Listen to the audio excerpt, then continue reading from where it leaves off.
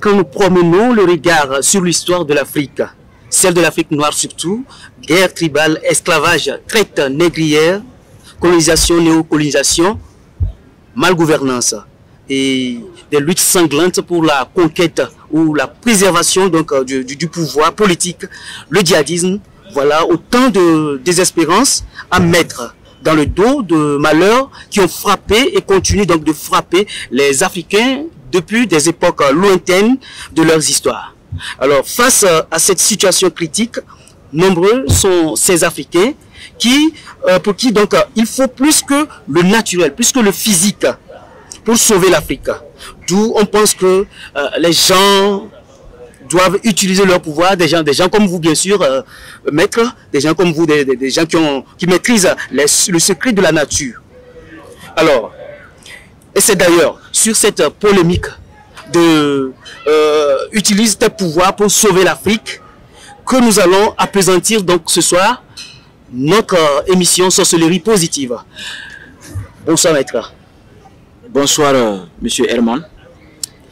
Bonsoir chers téléspectateurs, merci d'être là avec nous dans notre émission Sorcellerie positive. C'est pour nous un réel plaisir de vous sentir chaque jour à notre compagnie. Et je reviens encore là-dessus. Le thème qui est soumis donc à notre débat de ce soir, c'est la polémique d'utilise tes pouvoirs pour sauver l'Afrique. Et pour en parler, qui de mieux que les spécialistes en la spiritualité. Voilà pourquoi nous avons invité donc pour vous le maître spirituel, l'instituteur spirituel Ramsès II. Et avant toute chose, permettez que nous lui demandons pourquoi mettre le choix de ce thème. Merci beaucoup monsieur Herman. Merci également à tous nos amis, vous qui nous faites l'honneur en nous écoutant. Si nous avons choisi aujourd'hui ce thème, c'est parce que nous avons remarqué dans un premier temps sur les réseaux sociaux, dans des groupes et puis dans certaines réunions, surtout je mets l'accent sur les hommes de Dieu, encore nommés les pasteurs, qui disent si vraiment l'Afrique a des pouvoirs mystiques, surtout ces pouvoirs de nos ancêtres, pourquoi ne pas utiliser nos pouvoirs pour nous libérer du colon, pour nous libérer de l'Occident? Alors je me suis dit, si on expliquait d'une façon thématisée, d'une façon discutable sur les pouvoirs réels de l'Afrique, parce que nous ne cherchons pas à prouver que ça existe, non, non, non. Nous le savons bien, les pouvoirs mystiques de l'Africain existent. Maintenant, la problématique de comment nous ne pouvons pas utiliser ces pouvoirs pour sauver l'Afrique. Alors nous prenons aujourd'hui ce thème pour vous donner les principes premiers d'un bon protocole pour déclencher ce pouvoir et le démontrer. Pour que vous sachiez que si l'Occident a pu s'implanter en Afrique, c'est parce que d'abord c'est nous les Africains qui ont permis. Et comment? Nous allons en discuter. Voilà. Merci beaucoup maître pour l'éclaircissement. Mais avant d'aborder le sujet d'aujourd'hui, il serait tellement plus convenable de diagnostiquer, de circonscrire donc les maux dont souffre vraiment le continent africain. Alors, maître, sans plus tarder, dites-nous si l'origine des maux des Africains est endogène ou exogène. D'abord, ces mots sont profondément endogènes. Endogène parce que quand une personne veut approcher d'une façon stratégique une communauté pour implanter ses idées, il faut d'abord envoyer un éclaireur pour étudier la communauté. C'est comme avant de partager l'Afrique en 1884 par les Occidentaux, ils ont d'abord envoyé un certain Aleister Crowley, c'est un occultiste, qui est venu d'abord observer la communauté africaine, qui est allé faire un rapport dans lequel il a expliqué que c'est un peuple qui a tout ce qu'il faut. C'est un peuple qui sait que Dieu, cette énergie sublime qui a créé tout ce qui existe, ils adorent ça. Ils savent que quand on prépare un égrégore ou un génie, il y a une manière de l'entretenir. Et pour que ça marche, il y a des principes premiers qu'il faut respecter, comme par exemple, ne pas coucher avec la femme d'autrui, ne fais pas ce que tu ne veux pas à l'autre. Ils connaissent la nature, ils respectent la nature. Donc, ils n'ont rien à nous apprendre. La meilleure manière de nous approcher est de déstabiliser notre communauté à l'intérieur. Donc c'est comme ça qu'ils ont approché, ils ont profité de notre manière de vivre avant de nous disperser. Imaginez si notre manière de vivre dans le temps, on l'avait continué jusqu'au jour d'aujourd'hui, vous allez voir que il serait vraiment impossible qu'on déstabilise notre communauté. Tout dépend de la manière dont la communauté vit et à ses croyances.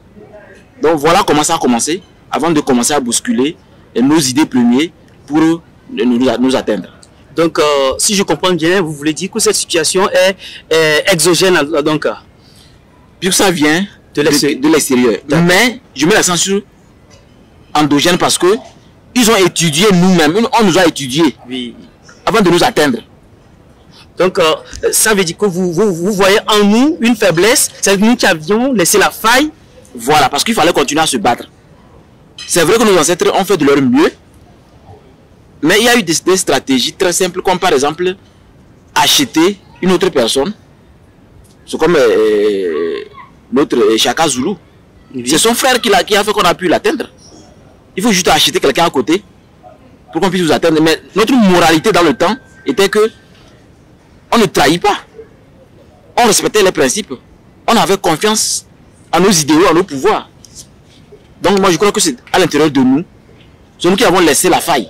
Et l'extérieur a pu. Ce sont dit exogènes. Vous allez voir que ça va toujours continuer, ça ne va jamais cesser. Il est temps qu'on prenne nos responsabilités, que c'est à l'intérieur que les choses ont pu se déstabiliser. Et comment on peut les arranger, c'est notre objectif maintenant.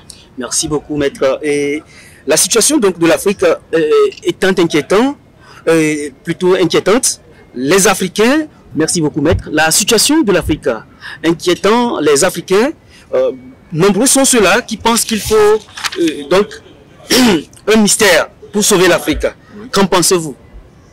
Au-delà des pasteurs dont qui clament haut que les traditionalistes, les détenteurs des mystères pensent qu'ils peuvent délivrer l'Afrique par rapport à leur pouvoir et qui n'ont qu'à le faire vont voir. Au-delà d'eux, il y a aussi nombreux de ces Africains qui sont sans pouvoir, sans qui n'ont rien, le commun des mortels, donc qui pensent qu'on peut, vous les spiritualistes, surtout les hommes mystiques, vous pouvez délivrer l'Afrique de ces maux. D'abord, mettons l'accent sur une chose. Je disais au début, nous ne voulons pas démontrer que les pouvoirs ou bien les mystères africains existent. C'est pas ce qu'on veut faire. Nous le savons déjà, c'est une réalité. Maintenant, la problématique 2. Pourquoi nous n'allons pas utiliser nos pouvoirs pour sauver l'Afrique? Surtout, ils ont mis l'accent sur l'Occident, les Blancs. Je voulais expliquer que, vous voyez, avant de bousculer quelqu'un, on l'étudie d'abord. On étudie la personne avant de la bousculer. C'est ce qu'ils ont fait. Sauf que pour l'Africain, quand on nous a étudiés et qu'on nous a bousculés, après que celui qui nous a bousculés est parti, nous avons continué à nous bousculer nous-mêmes. Comme par exemple, la faiblesse d'utiliser votre connaissance de sorcellerie pour faire le mal à quelqu'un d'autre. Ou bien le dégager, prendre sa place. En fait, le fait d'utiliser le pouvoir dans un contexte négatif est une faiblesse. Faiblesse parce que c'est celui qui a peur, qui veut faire du mal à quelqu'un d'autre. Celui qui n'a pas peur n'a pas besoin de faire du mal. Donc on devait d'abord commencer à expliquer à l'Africain, quand dans l'obscurité, au-delà de aller à la mosquée, au-delà de sortir de l'église, dans l'obscurité le soir, quand on se retrouve chez un marabout, chez un mystique, voulant un pouvoir ou bien un rituel, la plupart du temps c'est toujours pour avoir quelque chose qu'on n'a pas. Et quand on n'a pas quelque chose, ça dépend de vos capacités. Et cette personne qui est faible, qui a peur, mais qui a besoin, doit forcément passer par le mal parce que pour lui, il ne peut pas confronter l'autre. Donc il faut le faire secrètement. Et pour le faire secrètement maintenant, automatiquement, il passe par des surnoiseries afin de pouvoir atteindre l'autre. Et ce qui fait qu'aujourd'hui, on arrive à nous dire facilement dans des groupes WhatsApp ou bien dans des groupes, dans des réseaux sociaux, pourquoi vous nous fatiguez avec vos mystères, vos pouvoirs africains, alors que jusqu'alors le blanc nous dérange. C'est parce que quand on nous a bousculés, nous-mêmes, on n'a rien fait pour changer les choses. Nous sommes responsables. Nous avons continué à faire le mal. Nous avons continué à faire même l'apologie du mal. Et aujourd'hui, vous allez voir que une personne, au lieu d'utiliser ses capacités pour le bien, préfère faire le mal. Donc c'est la preuve que l'homme n'est pas conscient de sa vraie nature. La vraie nature de l'Africain, en fait, ce n'était pas de faire du mal. Parce que nous sommes ceux qui sont dans la nature. Ceux qui sont dans la nature. Et comme nous vivons dans la nature, ce qui veut dire, nous comprenons les lois de la nature. Et nous sommes censés les utiliser pour améliorer notre société. Si aujourd'hui ça ne va, c'est comme ça ne va pas. Il dit bien c'est comme parce que nous sommes au travail. On se met au travail, nous sommes mis au travail. Nous travaillons de sorte que les décideurs, comme certains présidents qui ont eu le courage d'être un peu panafricains, pas comme Assimi Goïta, d'autres ont eu le courage d'être un peu panafricains. Nous avons créé des entités, des génies, pour orienter leur vie, pour leur donner des idées à chaque fois qu'ils prient, à chaque fois qu'ils sont couchés, de sorte que nous puissions réveiller autant de présidents que nous pouvons, parce qu'il n'y a que les présidents là, en dehors de nous les mystiques qui travaillons secrètement, pour que l'Afrique se réveille rapidement.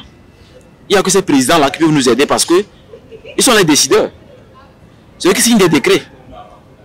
Maintenant, nous ne pouvons pas crier sur les toits.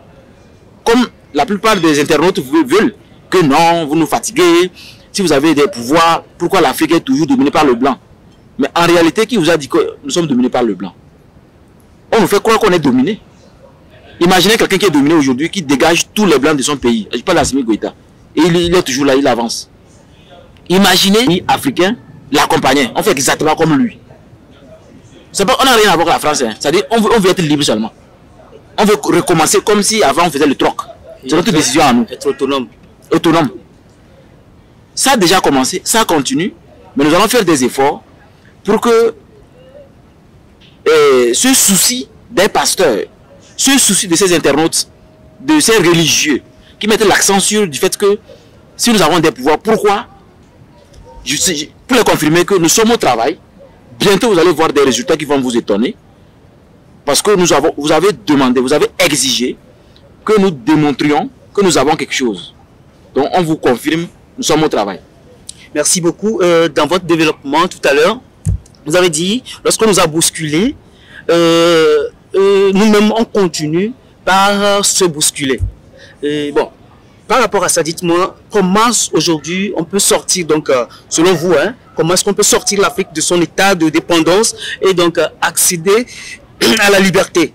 Autrement dit, comment restaurer l'identité africaine, l'identité noire, voilà. Bon, pour moi, c'est pas impossible, mais c'est vraiment un projet un peu complexe. À mon avis, la seule manière pour que ça marche bien et rapidement, nous devrions retourner à l'origine de notre comportement avant que le colon arrive. Parce qu'avant, on mangeait dans la même assiette. Il y avait les entraides, c'est-à-dire, aujourd'hui on cultive chez moi, demain on va cultiver chez Herman. On respectait la nature. Et nous avions dans le temps les rois et non les présidents. Véritable piège pour les Africains, c'est ce qu'on appelle les républiques. À mon avis, on doit retourner sur le concept royaume. Ça permet de bien balayer ce piège-là qu'ils appellent la république. Puisque nous sommes des républiques, on appelle les indépendances, les républiques togolaises, les républiques du Bénin, et il y a une politique instaurée. Une démocratie. Et une démocratie qui vraiment ne se sent pas comme démocratie. Voilà. Et ils ont mis en place une stratégie extraordinaire, M. Herman. Ils ont fait de sorte que, malgré leur départ, on continue d'enseigner le ABC, leur langue, tellement que même la plupart ne peuvent même plus parler leur propre langue, paternelle ni maternelle, leur patois. Ils parlent tellement bien le français que c'est comme ils sont ils prennent la place même des Français. Donc il faut retourner à l'origine. Ensuite maintenant, il faut qu'il y ait un décret présidentiel dans lequel on dit journée nationale du culte des ancêtres. Journée nationale du culte des ancêtres. C'est-à-dire le jour là, chômé payé, et sur toute l'étendue du territoire national, les chefs cantons, chefs du village, les pères de famille font des rituels, communiquent avec les ancêtres et respectent le protocole de nos ancêtres. Parce que ça permet de faire peur à celui qui croit que, malgré leur stratégie après l'indépendance, on continue de leur obéir. Et ensuite, maintenant, on va travailler sur notre monnaie. On peut continuer avec le troc ou avec les courris, si on veut, mais on doit vraiment travailler sur notre monnaie parce que, tenez-vous bien, j'ai suivi une vidéo où on nous démontrait que, en fait, nous avons une économie du 18e siècle. Oui, c'est ce que un scientifique, quoi, il est africain, je l'ai vu sur les réseaux sociaux. Nous avons une économie du 18e siècle parce que, vous imaginez le cacao, on le vend en Afrique, 200 francs le kilo, quand ça quitte la Côte d'Ivoire. Mais quand ça arrive en France, quand ça revient, bien torréfié, ça devient 20 000. En tout cas, selon ces calculs, ça fait 20 000. Oui. Mais nous, on a vendu à 200, mais eux, ils vendent à 20 000. Parce qu'ils ont transformé ça correctement. Vous voyez que vraiment, c'est pathétique. Comment on peut cultiver quelque chose? Quelqu'un prend, il arrive chez lui, il transforme ça, il nous amène et il nous vend ça cher. Ce qui veut dire il nous faut des usines. Voilà. Il faut créer des usines de transformation du coton. Tout ce qu'on produit sur place, on devait transformer ça sur place. Et on voudrait que ça parte en France, en Occident, et ça revient transformé. Ensuite, il faut balayer tout ce qui est culture étrangère. Je mets l'accent sur ça parce que la Palestine et les Hébreux, tout ça là, ils ont des bombes atomiques. Tous à l'Arabie Saoudite, ils ont des défenses extraordinaires. C'est pas là qu'ils les défendent, non. Ils ont des véritables armements. Mais si nous on prie juste pour parce qu'on veut se débarrasser de ces trucs-là, je vous assure, c'est un faux problème. C'est un faux problème. Il est temps qu'on commence, même s'il faut fabriquer nos missiles par nous-mêmes. Je parle des missiles spirituels. Yeah. Qu'on nous permette de le faire. Pourquoi dire qu'on nous permette? Si on sort aujourd'hui un décret où nous avons un ministre de l'occulte, on n'a pas un ministère de l'occultisme au Togo, mais on a un commandant du culte. On a un commandant du culte, mais il faut normalement un ministre qui est plus proche du président, qui fait de bons rapports. On a un commandant du culte. On met l'accent sur la manière dont maintenant on devait officier à l'église, à la mosquée et dans les couvents. Ne plus laisser librement les gens dire que attention, Satan arrive, attention, il y a l'enfer. Non, non, non, ces choses-là, l'Africain n'avait pas conçu ça. Nous, on sait que si je baise la femme de quelqu'un, il y a une punition qui m'attend.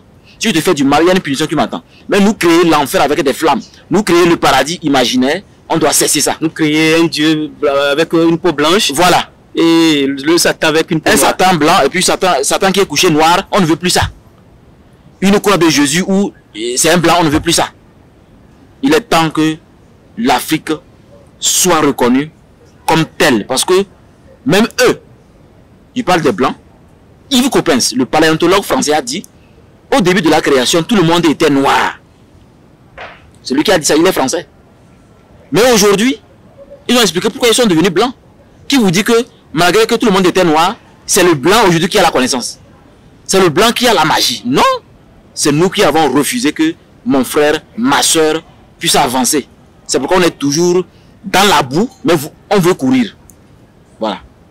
Merci beaucoup, Maître Ramsès II, mesdames et messieurs. Je rappelle que vous êtes dans l'émission Sorcellerie Positive avec l'instituteur spirituel, Maître Ramsès II. À vous qui nous suivez sur TikTok, merci et continuez toujours par être des nôtres.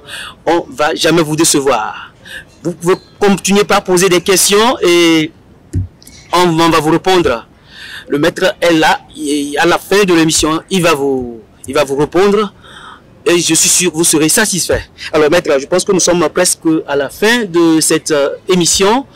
Dites-nous un conseil donc à la jeunesse pour vraiment y arriver, pour que cette bataille porte fruit.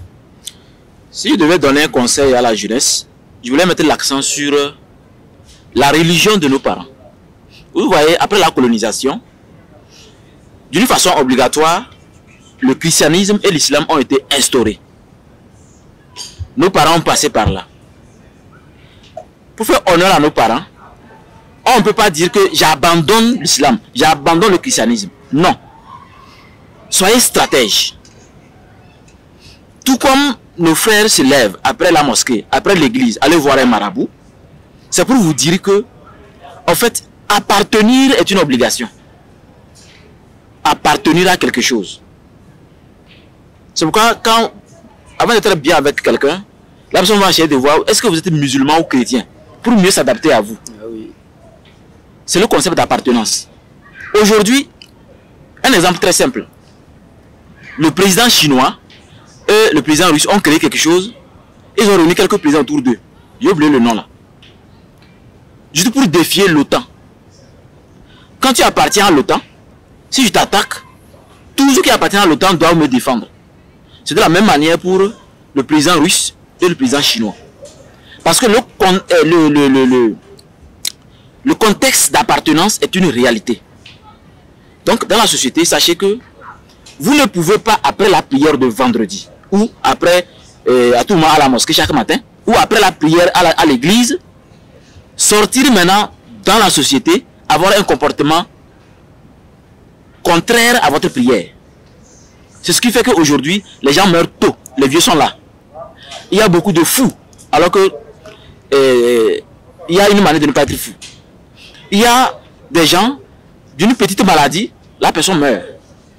Alors qu'en réalité, vous allez voir que il y a des fous qui ont fait 15 ans dans la rue. Ils mangent par terre. Mais il est vivant. Quelqu'un là, il est toujours bien cravaté. Mais d'une petite maladie, un petit microbe, la personne meurt. C'est la preuve que c'est dans l'esprit. Donc respectez ces principes que nos grands-parents nous ont transmis. Que ne fais pas le mal. Ne calomnie pas les autres. Il ne faut pas vouloir dégager l'autre parce que tu as soi-disant un bon pasteur, un bon imam, un bon marabout. Donc il faut dégager l'autre par des choses bizarres. Il y a une chose même que les gens ne comprennent pas. On pourrit la vie de la société par ce qu'on regarde. Regardez sur TikTok. Vous allez voir que il y a des vidéos où on montre quelqu'un qui prend un produit. Quand tu te lèves, il met et il mélange pour te tuer. C'est comme de l'amusement, mais c'est la réalité. C'est la réalité. On devait cesser de faire ça. Cesser de liker ça. Cesser de partager ça. Parce que quand on regarde, l'esprit humain aime la facilité. Qu'est-ce que la facilité? C'est la solution la plus facile devant une situation complexe. Donc je choisis soit de faire le mal ou de tricher l'autre. Et la meilleure manière de tricher, c'est ce que je sais faire. Donc je crois que le problème, il est profond. Il est temps que si vous appartenez à quelque chose de sérieux, il faut qu'il y ait des principes et des règlements que vous devriez absolument respecter. Mais sachez que la véritable croyance qu'il vous faut, ce n'est pas ce contexte de Dieu avec grand D, non. C'est Unumbor, c'est Maou. C'est dans ce langage-là que vous allez réussir votre vie. Parce que quand je prends par exemple Allah, ou bien Dieu, la plupart ont trop juré avec Dieu. La plupart ont trop juré avec Mamouna Kaba. Donc quand vous grandissez, la prière ne marche plus. Parce que votre conscience refuse la réalité protéiforme. Ça veut dire quoi? Je suis jeune, chaque fois que je vole, je triche, je dis Mamouna Kaba. À un moment, vous avez 30 ans, 35 ans, 40 ans. Votre imam vous prescrit une prière coranique. Et il vous dit, fais comme ça, comme ça, comme ça. Quand tu vas commencer, ta conscience va refuser. Ton subconscient refuse. On n'a pas le temps pour aller sur le subconscient, mais allez faire des recherches sur le subconscient. Vous allez voir que lui, il vous dirige même plus que vous-même. Le subconscient refuse parce que tu as pris tout ton temps à dire Mamouna Kaba. Tu as pris tout ton temps à dire, je jure. Vous voyez que les gens disent qu'on ne jure pas. C'est comme si tu donnes de fausses alertes. Oui. Au moment où tu es sérieux, ça ne marche pas. Ça ne marche pas. Même les entités créées par votre conscience refusent quand tu veux, même quand tu fais la prière, quand tu fais des aumônes, quand tu pries. C'est pourquoi même au moment du carême, beaucoup ont des problèmes de ventre, des maladies. Après même d'autres, même au temps de carême, on enterre beaucoup. Parce que la conscience refuse. Alors qu'on a pris tout son temps à jurer, à jurer, à jurer. Donc respectez les principes africains, parce que ni le Coran, ni la Bible ne peut changer les secrets de la nature. La nature est claire. Ce que tu fais, te fait. Mais sauf que les gens croient que ce que tu fais t'attend demain ou à la fin de l'année. Non, non, non. Ce que tu fais t'attend à chaque coucher du soleil. Donc, c'est comme une graine qu'on met en terre, qui se prépare à germer pour pousser. Donc, demain c'est quoi? Demain lundi. Ce qui nous attend demain lundi dépend de ce que nous avons fait d'aujourd'hui. Donc je crois que si les pouvoirs n'existent pas, les gens n'allaient pas les démontrer. Regardez dans les matchs. Aujourd'hui, il y a certains pays, par exemple le Cameroun, qui a tout fait pour montrer que les mystères existent. Mais nous sommes faibles face au choix. Nous sommes faibles face aux choix qui sont devant nous. Donc on doit s'entraider.